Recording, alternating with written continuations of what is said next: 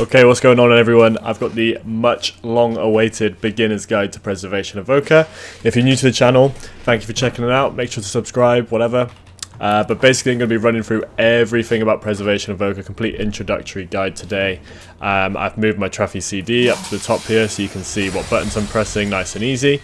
But to start us off, I'm just going to take us through the talents and spells. So, coming into the talents, this is going to be quite a long one. If you know Preservation Evoker already, I recommend you skip through this a bit.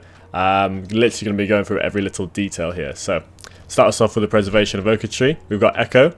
What this effectively does is it copies a spell that you're about to cast. This means for your HOTS, you get 2 applications of it instead of 1. Your burst heals is going to burst harder, that sort of thing. Okay, so Reversion, this is like your first point of call. Reversion is your standard HOT. And what I'll get onto later in the talents is that this actually increases your healing output on that target as well. So you can get 2 of these on a target with Echo. And Dream Breath is another one of your standard HOTS. When I say HOTS, that's a heal over time. This is basically just your throughput spell. The main kill target of the enemy team pretty much always wants an Echo Dream Breath on them at all times possible. And then Essence Burst is your procs that make your Essence cast free. So this means that they don't spend Essence, and they also don't spend mana. So you can Echo for free, you can Disintegrate for no Essence, and then as we come on to down here, Disintegrate is going to give you mana back, stuff like that. So what procs an Essence Burst is a Living Flame, a Reversion, and some talents that you can take as well. So Temporal Compression, this is just something that you don't really actively use. But it's going to make, if you do your rotation correctly, then your Empower spells will be quicker, makes them harder to kick, also takes less downtime. Something like a Spirit Bloom, which is a big burst heal for either one or multiple targets. This will cast quicker when your Temporal Compression stacked. What makes this stack is bronze spells. So Echo is a bronze spell, Reversion is a bronze spell, even things like Time Dilation is a bronze spell. So after you've cast 4 bronze spells, your spell will be the quickest, but basically rotationally you're always using bronze spells with Echo, Reversion, even in, like I just said a minute ago, Time Dilation, Stasis. There's lots of bronze spells that just are baked into your rotation, so as long as you're not spamming Empower spells, they'll always benefit from Temporal Compression. And then Rewind, this is honestly, if any Blizzard devs end up watching this spell needs buffing in Arena even more. It just got buffed, it needs buffing more. It's such a joke. Basically it's your 4-minute cooldown, rewinds damage taken from allies, so it's increased by 100% when not in raid, but I believe Arena counts in raid, so I'm not sure what the actual value of this is. It's just been increased to rewind 50% of damage taken in the last 5 seconds in Arena. But basically, the situation you want to use this is your multiple members of your team has just been bursted, or in some cases, maybe it's just 1 member. But typically, if 2 or 3 members of your team have just been bursted and taken low, you can pop Rewind, and it will basically top you back up. You can then combo this, but I'll talk about that later. Time Dilation is our version of an external damage reduction. Unfortunately, it doesn't actually reduce damage, but it delays it. So that target's always going to take the same amount of damage that they would have taken. The only difference is it delays the damage, so your heal over time effects and your cooldowns can rotate back up in order to basically save the person from the damage. Covered Spirit Bloom already. It's just a AoE heal with Empower, or a single target heal if you just tap it. Essence Burst just stacks twice, that's fine. Emerald Communion is another one of your save abilities. So this is basically your spell to use when you're in a long CC chain and your team is going to die. This is what you can press to save the game. The other thing you can do is if you've been swapped to focused and you're dying in a stun, you can use this to heal you. It's basically a way that you can deal with CC without having to use your trinket. The other thing you can do is use this for mana regen. That's more to do with like 3v3. If you can rotate to get this back up, it gives you a good chunk of mana back, which means you can stay in the game for longer. The other thing is comboing it, and I'll get onto the combos later. Life Giver's Flame is basically like a must-take talent when you're playing this build to get the additional damage, but it's actually quite useful because it makes your Fire Breath heal your team, a bit like a Fist Weaver. If you've seen Fist Weaver around, basically just means that when you deal damage with Fire Breath, it's also going to heal allies. It means if you put it down as a damage over time effect, you additionally have an extra heal over time effect effectively, but also if you burst with Fire Breath, you're going to burst heal your team. So it can be quite useful to give you a window to play aggressive. Golden Hour, this is basically what makes Reversion heal people. When you echo reversion, you're going to rewind 30% of the damage taken in the last 5 seconds on that target. This means that if someone's getting bursted and you need time for your next Verdant Embrace heal to come up or your Spirit Bloom, echo reversion is going to delay that by quite a large margin. I often, if someone's getting focused down, you can quite easily heal 300k by doing an echo reversion due to golden hour. Then we got Time Lord, which is basically just makes your echo heal more. So without this, an echo only does 55%. With this, it does 105%. So it actually does more than the spell that you cast originally. Life Force Mender, this is basically what we run to do damage and cause pressure with Prez. It causes Living Flame and Fire Breath to deal additional damage equal to 2% of your max health. So the more health you have, which we have quite a bit of, more damage they do. It basically just takes like your Living Flame from a 70k hit to a 100k hit, your Fire Breath from an 80k hit to like a 120k hit. So it's really worth it in terms of pressure, but I'll also talk about a full healing build after this as well. This just basically lets you move whilst using Communion. You must take this talent road to get down to here, and this one's not really worth it, so you pretty much run Dreamwalk all the time.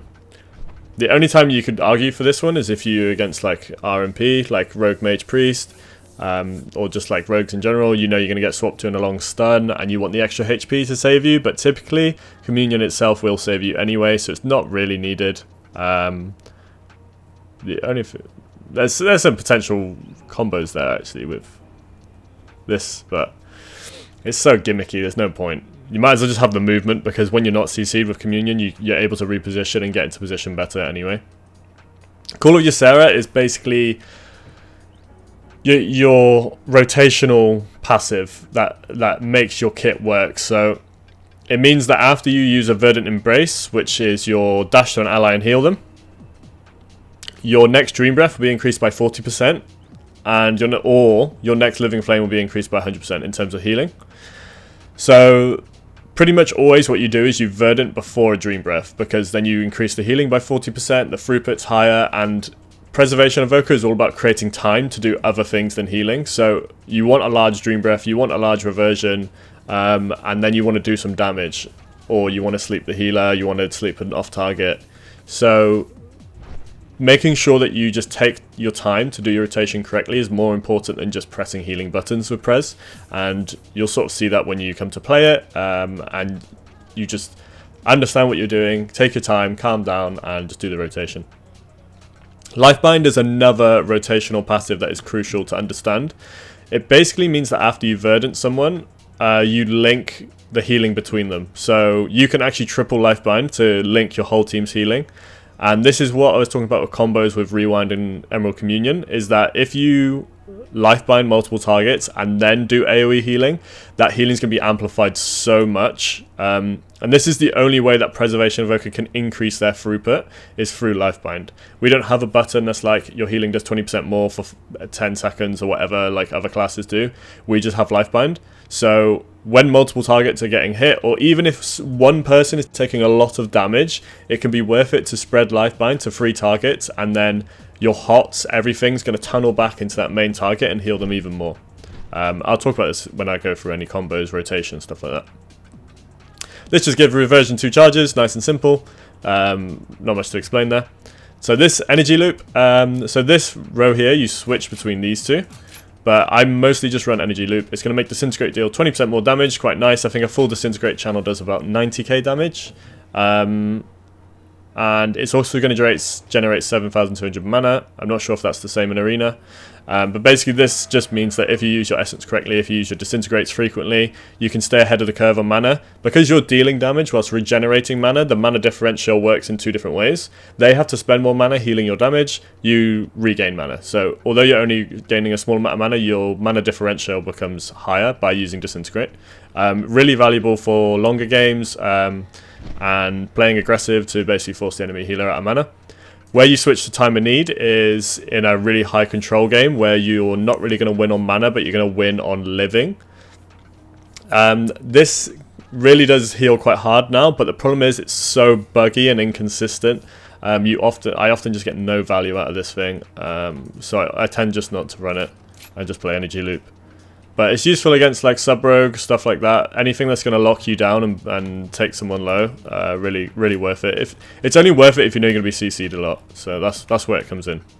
Timeless Magic, this is basically a must run now. So if you've watched my old build, you'll know that I didn't take either of those. And I played something like this, or like this. Basically, after the mana changes and the essence changes, we're back on stasis. So this is a must run now just because of the mana. So if you look there, Reversion and Echo, two spells that you use so much throughout a game, are 20% cheaper. And Time Dilation lasting longer is also really valuable. I just sort of put up with without it before because it was just that they last longer, and I was like, well, I'm casting Echo Reversion a lot anyway, what's the point? I'm just going to try something new, and I was having good success with it, but now this is a must run. So we're back onto the stasis build. I'm going to go slightly differently now. I'm just going to go straight down, okay? So this is a must run. Reversion, Time Dilation, Echo, and Temporal Anomaly, which we don't run. It's a PvE button. Lasts 20% longer and costs less mana. The mana efficiency is basically where you need it. And then Stasis. So this is a core spell. And basically what it does is it stores free spells, but what you want to use it to do is lock in multiple Dream Breaths and increase your Dream Breath uptime. The uptime on Dream Breath, if you just use it as a hot, is 16 seconds. The cooldown's 30 seconds. So if you think of it like half of the cooldown, you have a Dream Breath hot, right? But with Stasis, you can reset that, and you can use 3 Dream Breaths back to back to basically have it up for 45, well, just over 45 seconds, like 48 seconds consistently. And then you've only got another 12 seconds before it's up again, and then you're looking at another 30 seconds until you've got Stasis back. So you can see how by having Stasis, you just extend your Dream Breaths by a significant amount, and that's going to basically keep people healthy and make sure that you're not falling behind on healing. Grace Period, another super important talent. So this basically makes Reversion what it is. With Reversion on a target, you're going to do 30% more healing to them. So if you don't maintain your Reversions, you're not going to maintain that healing output. But likewise, understanding how much healing you need is part of your mana efficiency. So you might not need 2 Reversions on a target, you might just need 1. You might not need 2 Dream Breaths on a target, you might just need 1. And by doing that and saving the essence by not casting Echo, you can then cast Disintegrate. By doing that, you're going to regen more mana, you're going to deal more damage, and you can see how things start to work that way. But when you're learning, just try and echo, echo your Reversions, echo your Dream Breaths. Just make sure you're getting the healing out, and then you can figure it out as you go. So this is basically an awful talent. But this is something I do and not many other pres do. Some do, some don't. What this does is when you cast Echo, you stack up a big Emerald Blossom. That actually does heal for a lot, but it's super hard to get Emerald Blossom into your rotation because you don't really want to use it over things like Echo or Disintegrate. But you can use it with this build as a big AoE heal if your team stacks up. It can be really good. Once you've 5-stacked Ouroboros, your Emerald Blossom will heal for like 140k, which can actually be echoed. You can life bind it onto multiple targets, and you can basically top your team with Emerald Blossom, but it's not very consistent, it's not actually very good. The alternative that is better to run is this, which is Font of Magic, so it just increases your empowered spells max level by 1.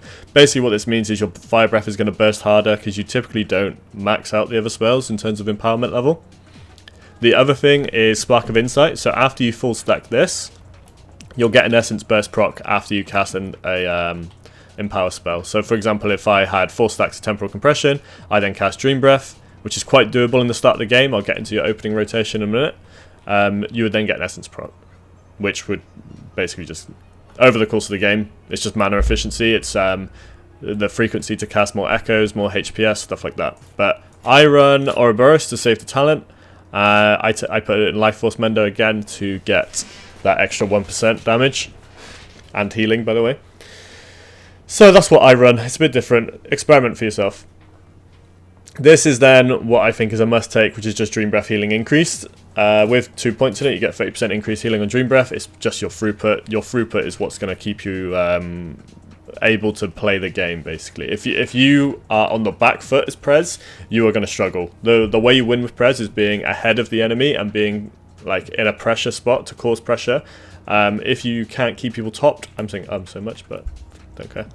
If you can't keep people topped, you can't keep people healthy, you're going to really struggle to use your rotation. So healing output is always good. Then what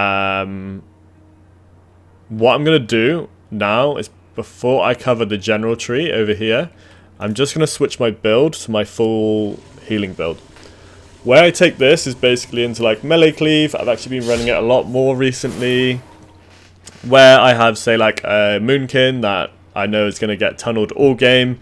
In solo shuffle, you don't really have, because dampening's so heavy and we get affected by dampening so much, you don't have the time to keep them alive and win on mana, so you just need more healing buttons. So basically with this build that I've just switched to, what's changed is I've lost the Life Giver's Flame, which is healing from Fire Breath, and I've lost Life Force Mender, which is the damage onto Living Flame and Fire Breath.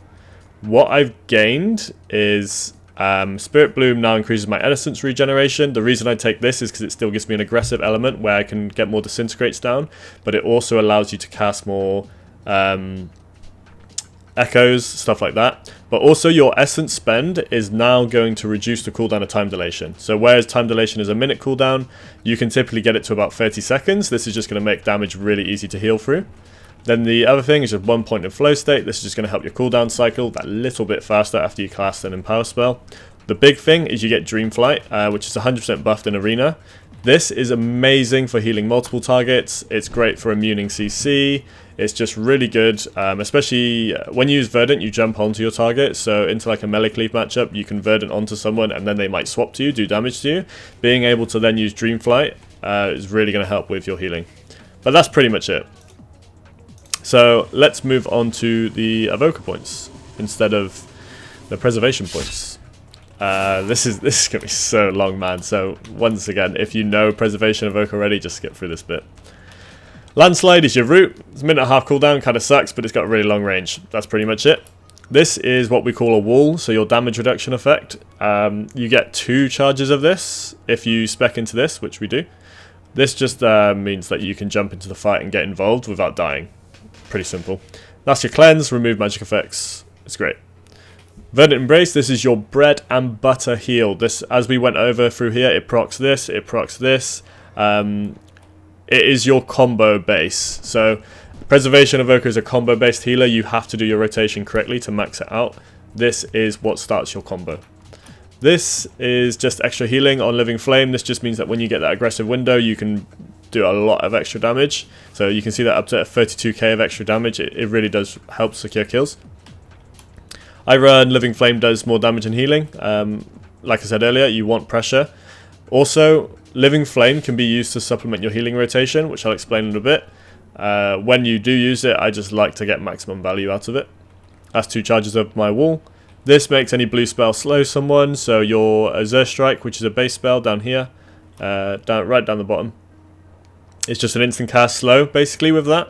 The other thing is your Disintegrate will now slow people. So then we've got Disintegrate channels faster, which is great. Just means you get that spell out of the way quicker. Like I said earlier, we want time, we want ability to do stuff. So being able to cast it faster just frees you up quicker. That's your interrupt. This is such an important thing. If you're not good at interrupting, please practice it, because if you don't interrupt key abilities, you will lose the game.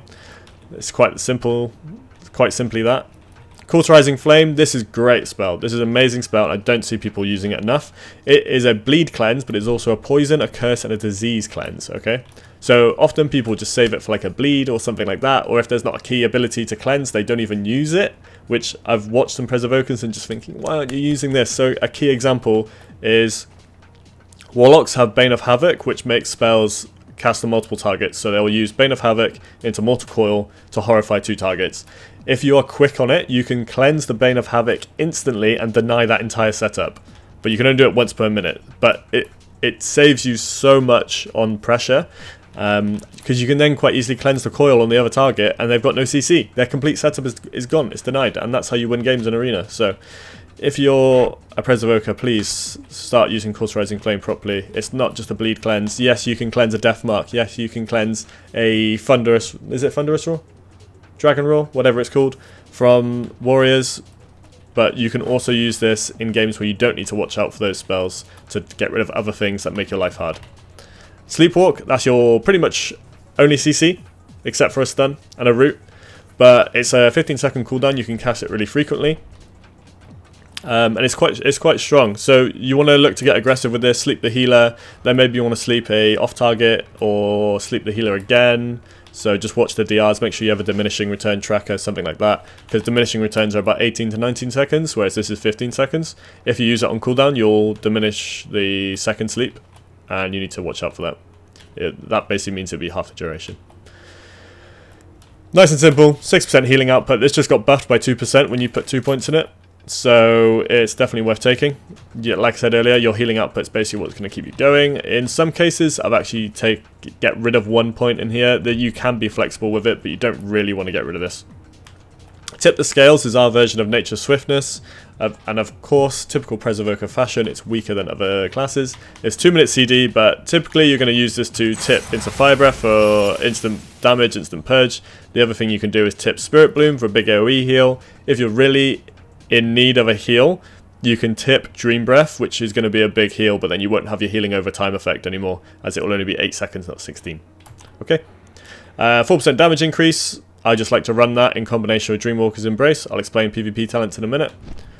Ancient Flame is another thing that combos your Verdant Embrace. It basically makes Verdant Embrace reduce the cast time of Living Flame by nearly half. So Living Flame has a really long cast time, and that makes it really awkward to use. If you Verdant and then Living Flame, you can see it's way quicker. Typically this is used aggressively, but you can also use it defensively. Stamina increase, fairly simple. Combos into our Life Force Mender as well.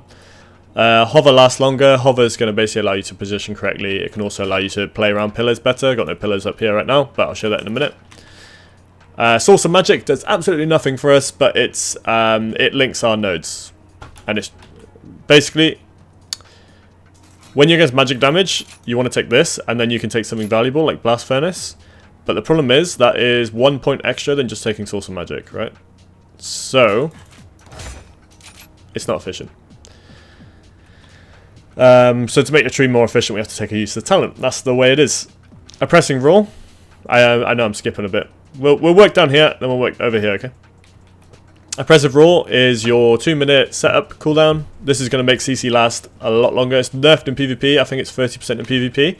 But basically, if you're playing with like a rogue, they're going to go in, do a setup, they're going to sap the healer, they're going to jump on the main target, and they're going to blind the healer off. Make sure you try and press that blind. It's going to make it 8 seconds or 9 seconds, something along those lines. You can do like 8-second kidney shot on the main target. It's absolutely insane.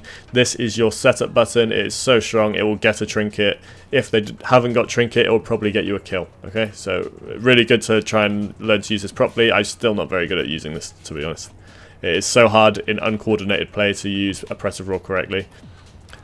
Leaping Flames is just going to make your Fire Breath cleave. Your Fire Breath will make your Living Flame cleave. Okay, so after I cast a Fire Breath, say I've charged it 3 times, I get 3 additional Living Flames on my next cast. This means that you can play aggressive and heal at the same time. It also means you can heal and do damage at the same time. The thing with Living Flame is it refunds. This is a secret thing which isn't in any of the talent trees. It's in here.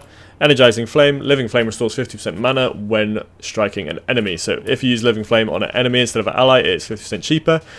I'm talking extremely quick. I don't understand that, but got a lot to get through. So basically, if you use Living Flame on an enemy, it's half the cost, but then if you have Leaping Flames, you'll likely heal your ally that you want to heal at the same time. So you can reduce the cost of Living Flame by 50% whilst playing aggressive, whilst healing your target that you need to heal. Really, really valuable. It can break CC, so just be careful with that. And then Terror of the Skies, Deep Breath stuns to target. I like to run this pretty much all the time. The only time I don't run it is when I'm with a rogue, because I will fuck them up. But it just means that our Deep Breath will stun a target and give us a bit of, it gives you a bit of, what am I trying to say? Like if someone's on you, and you need to get away from them, the Deep Breath stun will give you that time to actually get away and heal. Whereas if you just use Deep Breath to get away, you can still die during the Deep Breath because they're not CC'd, they're just damaged. Likewise, it's really good for setups. You can quite easily get like triple Deep Breath stuns, oppressed to 5-second stun, tip the scales, Fire Breath, purge the whole team. It's amazing the plays you can make with this, so I love to take it. How do you even say this? Panacea. Basically, when you cast Emerald Blossom, it heals you. The main reason we take this is because of the path. We need these spells, and this is the best way to get there. but it does also give you a nice self-heal, and if you're running Ouroboros like I do, it makes Emerald Blossom a big self-heal. You're talking like 200k self-heal. Maybe more. Rescue, another bread and butter spell, must take. You pick someone up, you redirect them, or you can cast it on their location. You don't really want to cast it on their location because the value is to move them. But basically with this, you get a 30% of your max health shield on both you and the target. So quite often you'll grab someone to save their life and they'll flame you in solo shuffle saying, "Why did you grab me? I was doing big damn. Bro, I grabbed you because we were going to lose the game." If you're thinking that repositioning them will lose you the game or stop you from winning the game, you can rescue them on the spot for the shield, but I don't really recommend it. It's more of a last resort sort of thing. The great thing about rescues, you can use it while silenced. It doesn't have a magic school, so you can use it at all times. If you get interrupted on your key spell, you can use rescue to get you out of that. And it's great, like I said, you can use it while silenced, so it allows you to accommodate for that CC by using rescue for it. You can also use tail swipe and wing buffet while silenced, so you've got a few tools there to use while silenced and deal with that CC. Lush Growth, going to make green spells heal 10% more. That's your Dream Breath, that's your Spirit Bloom, that's your Verdant. Must take, absolutely must take. Great spell, great passive I mean. Renewing Blaze is going to heal 100% of damage you take over 8 seconds, so it gives your hot equal to damage you're taking. It doesn't mean you're going to heal 100% of damage you take instantly, it doesn't make you immortal. What it does do is it gives you a lot of self-healing whilst you're taking damage, whilst you're taking dot damage, anything like that. You often see people use it in conjunction with Obsidian Scales, so your Wall and then Blaze, that will make you heal yourself whilst you can heal allies. The other way to do it is if the damage isn't too serious, you can actually rotate this in separately to Obsidian Scales so that you have more options for the damage you're taking yourself. For example, you can Obsidian Scales, you can let that run the full 12 seconds, then you can Renewing Blaze, and that way you deal with the damage in a different way. But that's pretty much it. There's a few optional talents, stuff like that. Basically, if I'm playing the full healing build, I'll often switch to Essence Regen because more Essence I cast, the more time dilations I get. BM Hunter, you want Root, Empowered Root, reduce the cooldown by 30 seconds and it also makes it tank damage. Then there's other things like Feral Druid, you need a lot of kicks to stop the clones, take an extra Wing Buffet CD, half the CD, then you can knock them back to stop the casts. So there's all sorts going on here and you do just have to try things out and play for yourself. But this is what I run as standard, and I hope this cover of the talents has been useful. Before we close up this, I'm just going to run through PvP talents. This is my standard setup. I go Nullifying Shroud, which makes you immune to free casts of crowd control. This can be purged, so it's important to also put hots on yourself if you know someone's going to be purging you. What I mean by this is if you Echo Reversion, these can also be purged. Blessing the Bronze can also be purged. That means you effectively get what's called Purge Protection from your Shroud. If someone purges you 3 times, they've got 1, 2, 3, 4 different things they can purge, and that's what's that? 25% chance that they'll get Nullifying Shroud instead of something else. So if you monitor what hots you got on, monitor your Blessing on the Bronze, you can actually protect your Shroud from purges, like Mage Spell Steal, or a Priest Dispel. Fucking hell, this is a lot of talking. Scouring Flame. Fire Breath purges a effect on the target per Empower rank, so that would be 1, 2, 3, and that would apply to every target it hits, so you can purge multiple effects off of an entire team.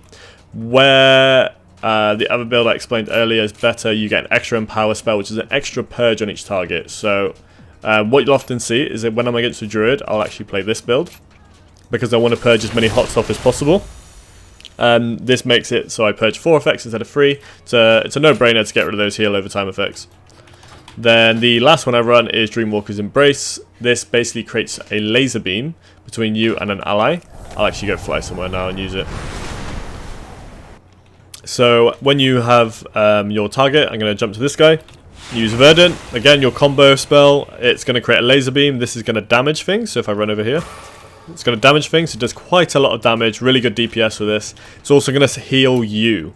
So a mistake I always see people make is they're getting trained and they'll use Verdant Embrace on themselves. What you actually want to do is echo yourself and use Verdant Embrace on another person. This is going to speed you up and give you this laser beam that causes pressure through damage, but also self-heals you. So little tip and trick there. Let's talk about some changes. So The only other core spell is Dream Projection. This is going to do an AoE cleanse and heal, so be careful if you're against like an Affliction Lock running this, because you can one-shot yourself. If you are against an Affliction Lock and running this, make sure you Renewing Blaze, Obsidian Scales, and then Dream Projection to cleanse multiple UAs, to cleanse multiple unstable afflictions, because without that you're just going to one-shot yourself. Where I also run this is into things like Destruction Lock, Moonkins, Shadow Priest, anything with dots that they need to maintain for their DPS, their resource generation. Dream Projection's really good to basically ruin that. You know, Elemental Shamans is another one, get rid of all the Flame Shocks. But then you have to factor in, like, okay, I'm against a Druid, I need Purge, so I drop Dreamwalkers and run this, or do I say, you know what, I'm going to play without the Dream Projection and I'm going to run Dreamwalkers and Purge. I can't change Dream Projection because it's not on CD. Then, the only other things you want to watch out for really are... Well, there's a few playmaking things, but I'll go for one more thing, which is like what to watch out for. If you're in like an all melee lobby, quite often it will become a game of train the healer. Unburdened Flight pretty much makes you untrainable. If you are struggling to melees and you're getting trained and you're dying, maybe play with Unburdened Flight for a while and see how you feel. When I play 2v2, so what am I right now? I'm 2-4-18 in 2v2 right now. I run Dreamwalkers, Unburdened Flight, and I sometimes even get rid of Shroud and take Purge. And I run it like this, because there's less CC in 2v2, right? So Shroud is less useful, it's more like it's just going to get purged off. There's so many like Demon Hunters, Warriors, Rogues, Outlaw Rogues, stuff like that just train you all game. And you can run a setup like this, where you get increased movement speed on hover, you can reset hover, then hover makes you immune to slows, and you just become untouchable, and that is literally going to make you win a game. You combo that with Dreamwalkers, you get movement speed buff, you get laser beam damage. Oh, it's so good, man. So having that flexibility to change your stuff around is really important. Then the playmaking things you can run a Chrono Loop. This is it's like an Alter Time, but the reverse effect. So you can put this on an enemy, and then in 5 seconds time they'll be moved back to where they were before at their health. If you, for example, chunk someone, then your team gets CC'd and you know you're going to get the kill. Pop a Chrono Loop on them, 5 seconds time they get looped back to wherever they were, like 20% HP, and you can finish the kill. Other thing is Time Stop. This is like an ice block that can use on anyone. So this is super useful. I don't know if I can use it on him. No, I can't. But for example, if I'm going to get CC'd, I can time stop it, and it doesn't make me uncastable. So if they use this cooldown on me, it will still take the cooldown. So you can make plays with this. You can, I've even done stuff like immuned an aim shot on an ally, and then recast it to untime block them, and get them going again. So you know what I mean? I've immuned a big piece of damage, something that was going to kill them. Undid it as soon as the hits come in. They're back into the game. They haven't really had that like timeout, but I've immune damage with it. So there's loads of playmaking you can do with this if you think Purge and Dream Projection aren't going to give you value. I love Dreamwalkers. The only time I don't take Dreamwalkers, this is important for me to say as well, is where I'm in like a 4 caster lobby. So everyone's a caster and 2 healers. You just don't get enough value out of Dreamwalkers, so I drop it then. But most of the time there's melee in the game, and if there's melee in the game, they'll be going on someone, or they'll be going on your ally, and you can just laser beam them to death. Causes so much pressure. I love it. Other playmaking, Swoop Up. You can grip someone. I rarely take this, but it can be quite useful on maps with like terrain and stuff like that, where you can grip them down, or you can grip an ally away from grip an enemy away from an ally. Like if a warrior's used all their mobility, you can then grip them away, and then they're stuck, and it's quite funny. You can make plays like grip people behind pillars and then burst them, but it's really gimmicky and not really consistent. Obsidian Metal, sorry, makes you immune to Interrupt Silence. You can use this against an unstable Affliction Lock to cleanse unstable affliction and not get silenced. So there's a little bit of playmaking there. Divide and Conquer if you're really at a stretch. Deep Breath makes a wall of fire. But this problem with this, it does damage if people run into it, but it also causes line of sight for your allies. So you can see I can't use Disintegrate whilst the wall was up there. So it can screw over your team, so I don't really run it. Dreamcatcher makes Sleepwalk not have a cooldown, but I don't really like running that. I don't think you're casting Sleepwalk that often anyway, and you get more value elsewhere. So, as standard, Purge, laser beam, play aggressive, do damage, purge off hots, cause pressure. It's the name of the game. Cool. I'm going to move on to some rotational stuff now.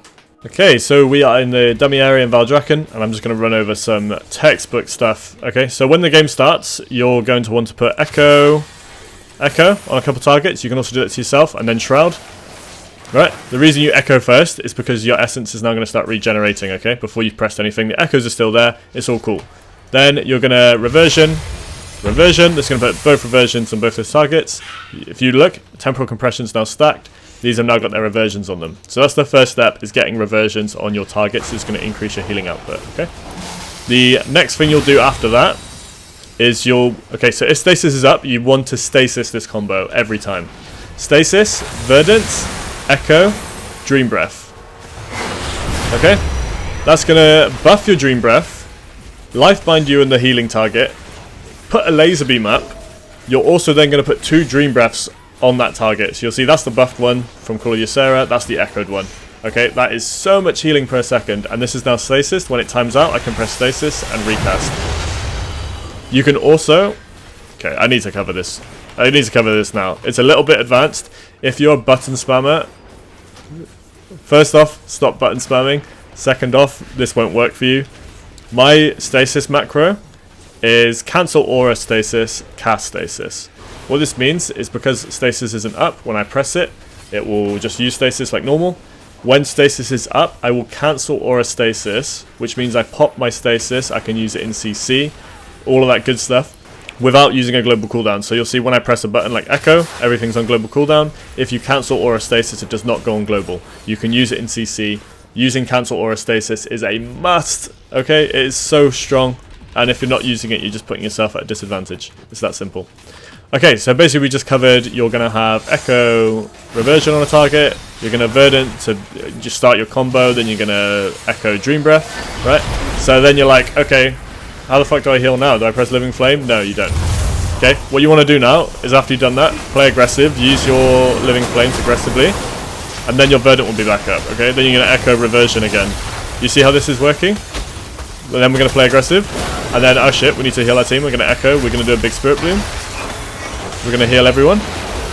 Then we're going to Echo Reversion, right? So your textbook filler is Echo Reversion. It's going to rewind damage. It's going to reapply your hot. Then you're probably going to use Verdant to start your combo. This means you can either Echo Dream Breath, or you can Echo Living Flame if you need to use the Living Flame to then heal them and have a lot of HPS due to Verdant.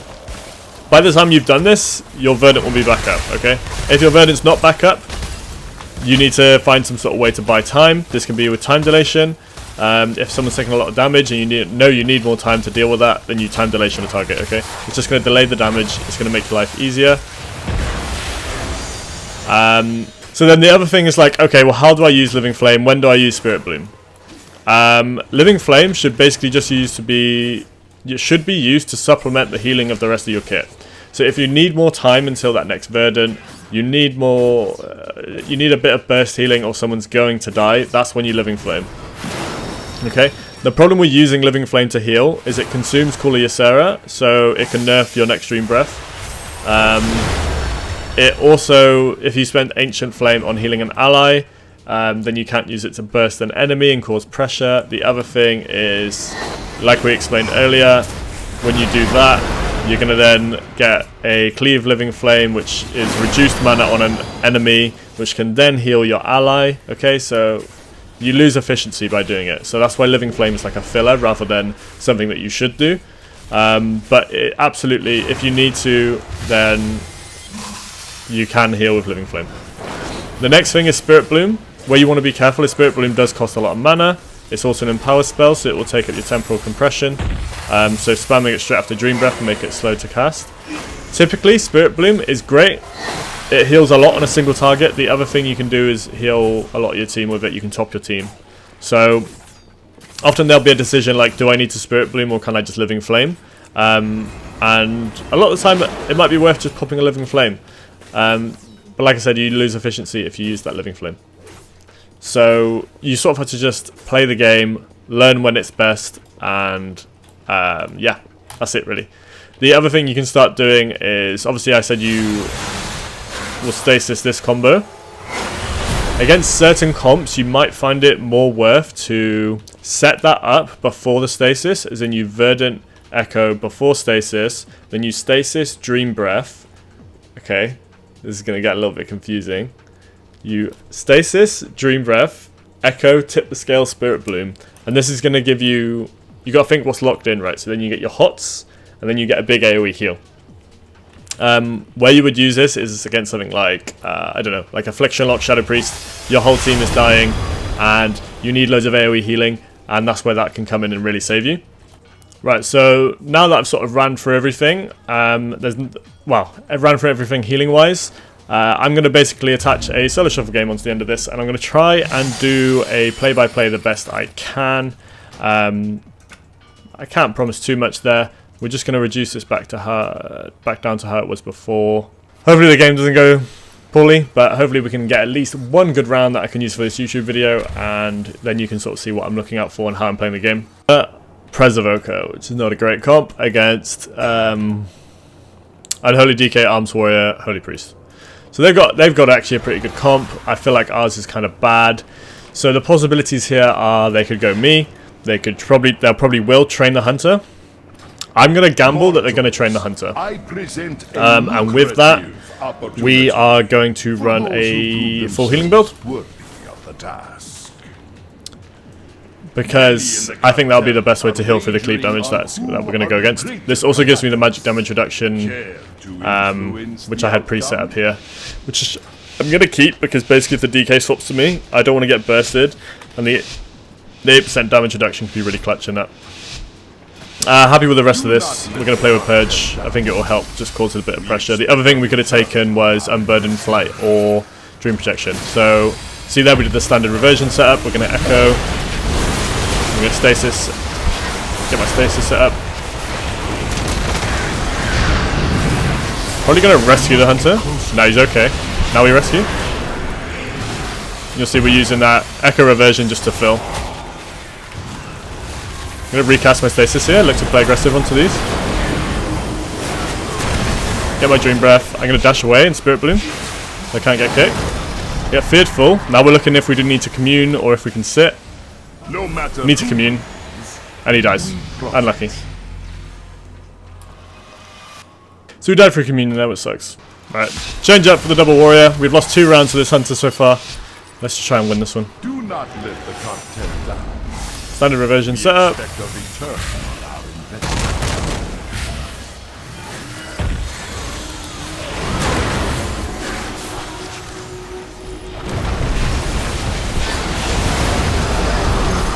Get time dilation on him. Get my echoes, dream breaths. I'm gonna stun both here. Spread the lifelines. Air trinket early. Our bargain is uphill. Cast the living flame. Disintegrate. Tip fire breath. This guy's getting absolutely shafted right now. We're going to try and use the laser beam to play aggressive. We'll sleep the priest. Victory is clear. Our bargain. I'm going to commune fast. He's just died so many times really quick when I'm in those CC setups, so let's get that down. Now we're feared. We're in a lot of trouble. Victory is clear. Our bargain is uphill. Renewing Blaze on myself. We're going to spread HOTS everywhere. Sleep the healer off this. I'm going to do some damage.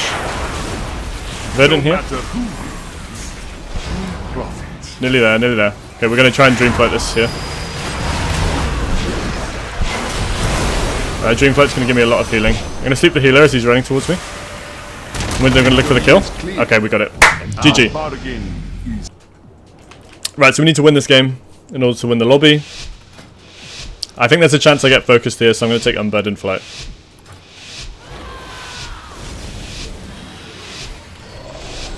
Do not let the content down. We expect a return on Set Focus Priest. Reversion on myself with Purge Protection. I think Fury Warrior is probably going to be the focus. He's gone so deep. Kick the healer early. Cleanse the explosive shot.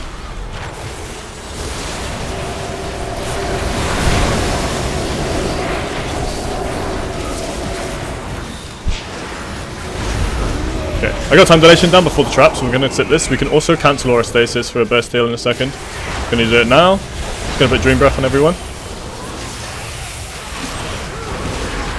I'm going to restun here. Then we're going to try and sleep Priest off the Stormbolt. Couldn't get it. Get Spirit Bloom down for a big heal. Stunned. Into the Fear if I'm not careful. I got silenced. Should be okay. I'm going to get our Dream Breath down here. We didn't buff that, so that's not great. I'm going to Trinket that. We're going to start buffing everything. Cleanse the Explosive Shot just in time. Root everything. Victory is clear. Our bargain. Okay, he kicked me on fire. Cleanse that. Get the Verdant there. We can do a big commune here if we need to, but I don't want to.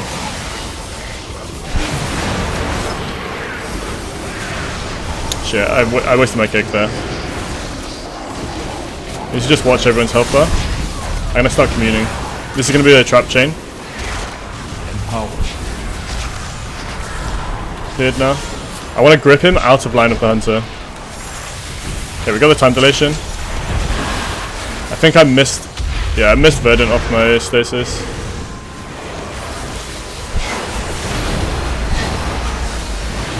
We're gonna have to recast actually, which kind of sucks. No matter who we profit. Link everyone for the big heals, and I need to get my shroud up as a priority. I got traps, GG. Empower.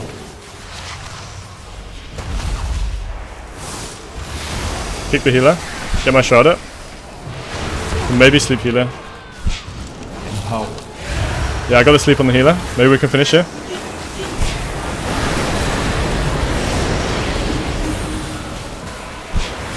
Got that. Let's do some damage. Need to play aggressive here. Victory is clear. Our bargain is up. Just gonna do big heals.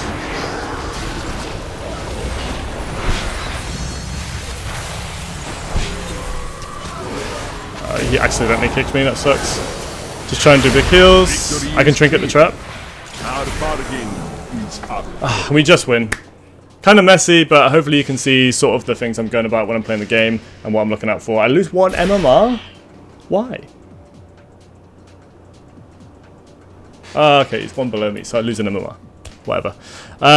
Thanks for watching, guys. I hope this has sort of helped, and if it hasn't, whatever, man. I've gone into loads of detail. Ask me any questions below, and make sure to subscribe if you're new. And you can check out my Twitch channel, where I will be playing. Thank you very much.